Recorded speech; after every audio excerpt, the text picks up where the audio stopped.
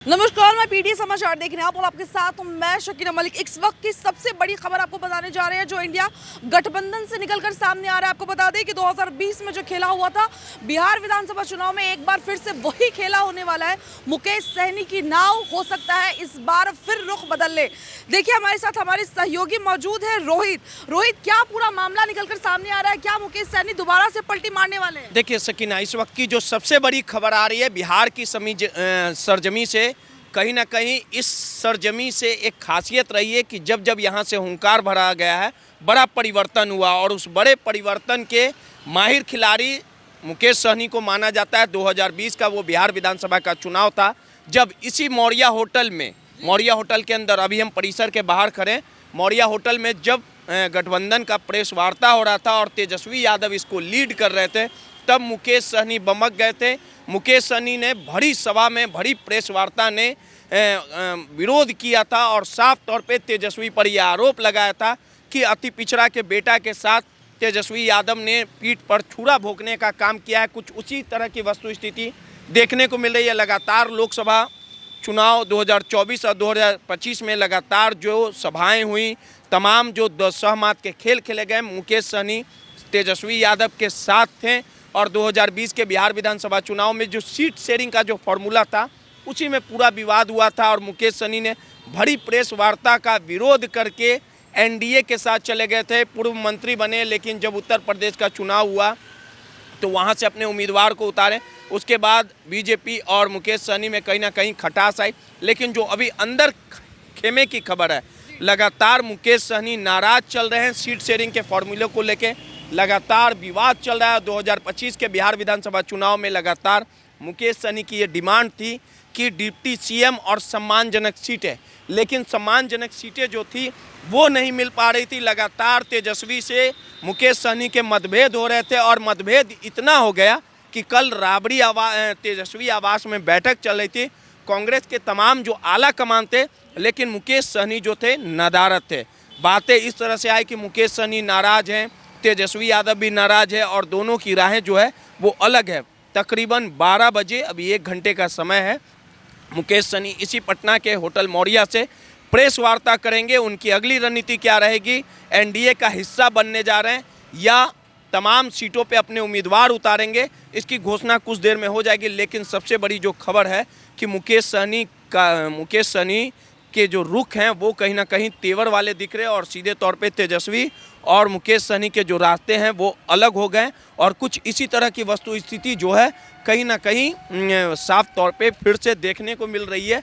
और 2020 के बिहार विधानसभा चुनाव में मुकेश सहनी जो तेजस्वी का विरोध किए थे, 5 सालों के बाद लगातार दोनों के रिश्ते मधुर थे और फिर से दोनों एक दूसरे के जानी दुश्मन बनने वाले हैं। और इस मुकेश सहनी के चीजों में एक बड़ा सवाल निकलकर सामने आ रहा है, अगर मुकेश सहनी गठबंधन तोड़ते हैं तो क्या गठबंधन को नुकसान हो सकता है? बिल्कुल, मुकेश सहनी का अपने वोट बैंक की बात कर ली जाए तो मल्ला के बेटे माने जाते हैं, सन ऑफ मल्ला हैं।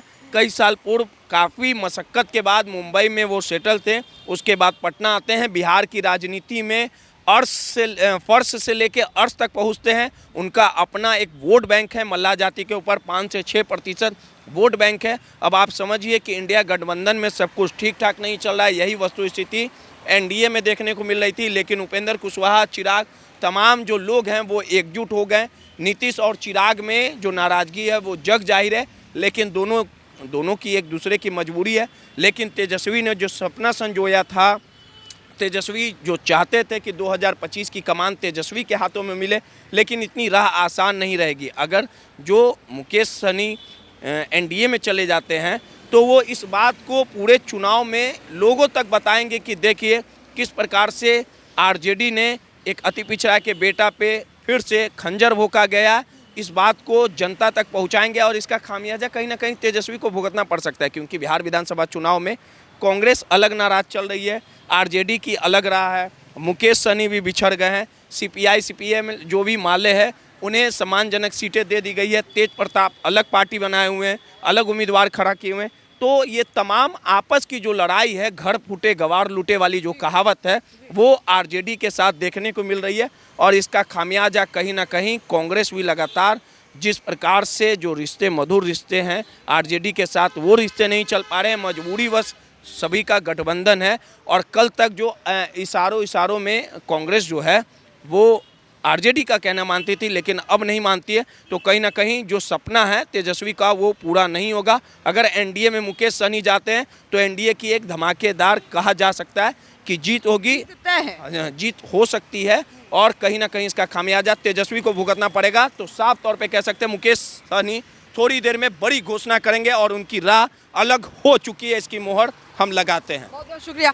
देखिए अभी हम लोग मौर्या होटल के बाहर है। अभी 12 बजे का वक्त दिया गया। मुकेश सहनी यहाँ पे प्रेस कॉन्फ्रेंस करके बताने वाले हैं कि वो गठबंधन से अलग होने वाले हैं। ये बड़ी खबर है। लेकिन इन तमाम चीज़ों में एक जो सवाल निकलकर सामने आ रहा है कि ये बिहार विधानसभा 2025 का चुनाव तेजस्वी यादव के लिए बेहद खास था। और ऐसे में तमाम गठबंधन के लोग जो लोग भी महागठबंधन में शामिल है, तमाम लोग नाराज है। तो क्या तेजस्वी यादव को उन तमाम लोगों को लेकर आगे बढ़ना चाहिए?